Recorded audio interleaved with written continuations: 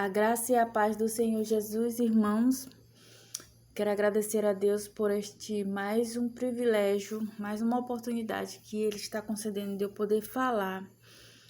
E é algo muito importante e eu quero que vocês prestem bastante atenção, mas que desde já eu venho pedindo a Deus, porque desde hoje de manhã até este momento o Senhor me fez pensar em algo que realmente nem todos os crentes estão a par. E é por isso que nós temos que realmente parar e prestar mais atenção espiritualmente falando. Amém, irmãos? O tema que eu quero falar hoje é missionários que pregam o evangelho, mas estão sendo enganados por Satanás. Mas como assim, irmã Rosélia? A Bíblia fala que o Senhor Jesus ensinou os seus discípulos e falou para eles que nós temos que pregar a palavra dele a toda criatura. Amém.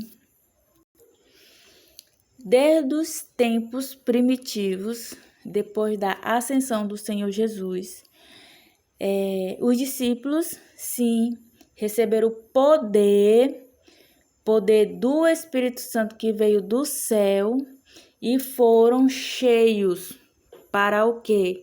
Para propagar, proclamar, falar da palavra do evangelho que foi ensinado que o Senhor Jesus ensinou aos seus discípulos e assim foi passando de geração em geração. Amém, irmãos?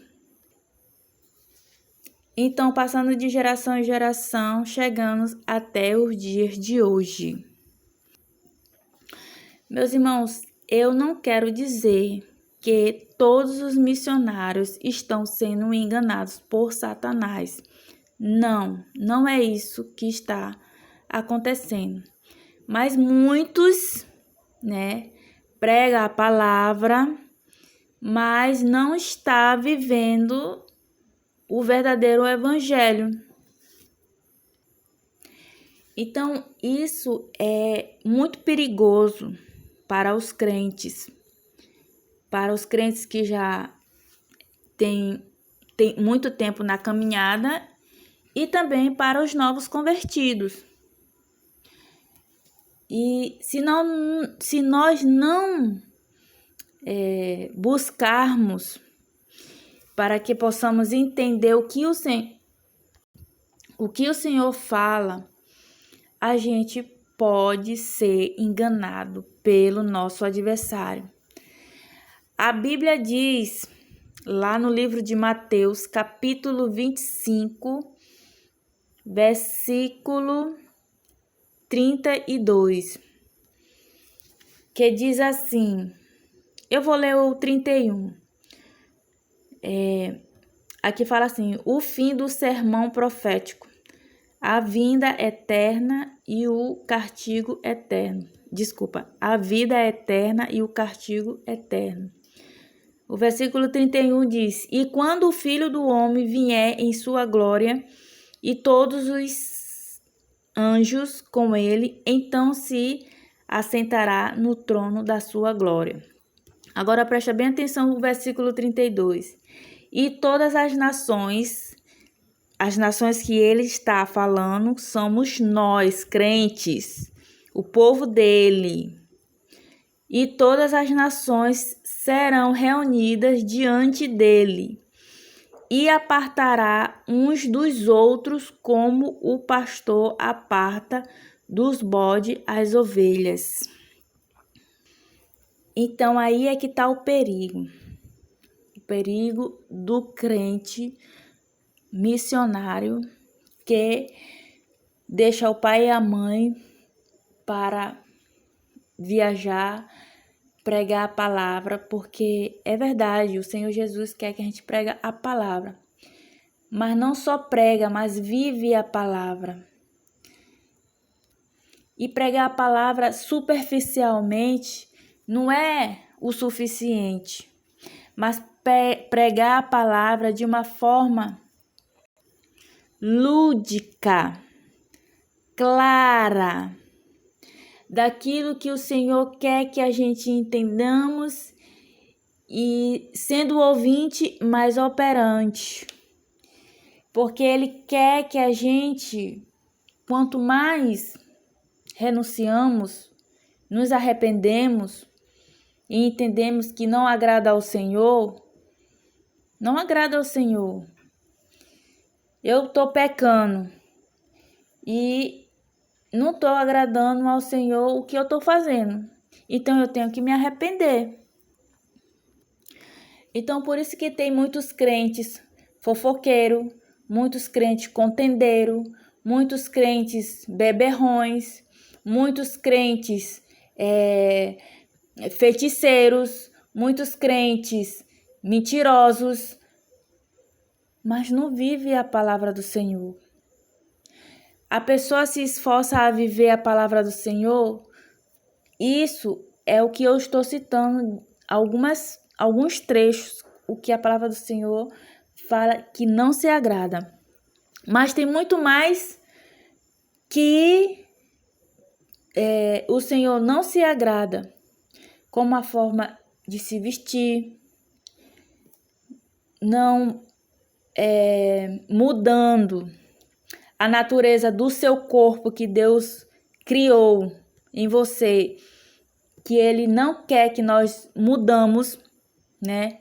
Então, assim, se você gosta, se o Senhor Deus fez a natureza do seu cabelo cacheado, você não tem que tirar. É o que eu tô dizendo porque é verdade. Eu, por muitos anos, eu fiz isso. Depois eu deixei de fazer. Mas depois eu descobri que isso, Deus não se agrada. Pintar as unhas. O Senhor não fez a mulher pintando as unhas. Mas Ele não se agrada disso. E entre outras coisas, se alguém tiver de ouvir e escutando, comentando aqui no canal, quiser falar mais para que eu possa ajudar você, eu ajudarei no que é possível, pelo o que o Senhor me direcionará. Amém, irmãos? E como eu disse, entre outras coisas. Então, ele fala aqui que, no versículo 33 do livro de Mateus, capítulo 25, e porás ovelha à sua direita, mas os bodes à sua esquerda. Ou seja, todos os benefícios, né, não somente em relação no que eu tenho comentado, das pessoas que praticam, que fazem, mas em relação de atitudes, de bons comportamentos que não tem, nem todos os crentes não têm esse bom comportamento. E o Senhor, Ele conhece o nosso coração, é claro que o Senhor, Ele, mesmo a gente não tendo a intenção, vê como o nosso Senhor, Ele prescruta ao íntimo do nosso coração. Mesmo que nós não temos nem no pensamento a intenção, a malícia, a maldade, o pensamento desagradável a Deus, mas Ele já sabe que você tá querendo fazer algo que é desagradável ao Senhor. E aí você prega o evangelho, prega a outras pessoas, aí você fica com papel de crente bonzinho, mas por dentro é como um sepulcro caiado. E aí nós temos que nos policiar sobre esse aspecto dentro de nós, porque é de dentro para fora que o Senhor quer que nos transformamos, né? Nos transformamos e buscando a Ele, é claro que a luz dele vai expor na sua vida, ou seja, vai se intensificar de uma forma expondo os seus pecados. E aí você vê que você acha que tá tudo bem. Não tá tudo bem não. Olha, tá faltando isso dali, tem que consertar, vamos lá, né? Você quer, tá precisando desse conserto? Aí o Espírito Santo vai falar para você, você tá precisando desse conserto? Você quer abster dessa situação aí? Eu vou te ajudar, você vai sair desse processo. E se você disser sim, eu quero, porque eu sei que tem muitos irmãos que é dolorido não aceitar, né? Eu tinha ouvido um testemunho de uma irmã, da irmã Thalia, que ela falou para nós do Espírito Santo, como o Espírito Santo, ele tem esse cuidado, ele tem assim o interesse por nós, em querer nos ajudar a nos organizar. E ela falava de um relacionamento de uma pessoa, do homem com a sua noiva, né? Que estavam se preparando, e ela todos os dias ia na casa dele para fazer os reparos da casa. E isso era tão comovente o que ela estava contando, e ela sabia que era o Espírito Santo que estava fazendo esses reparos, esses consertos, esses ajustes. Mas quando chegou o grande dia deles casarem, e depois de casar, a esposa, né, foi morar com ele, mas ela veio morar com ele, mas trazendo uma grande mudança, mesmo.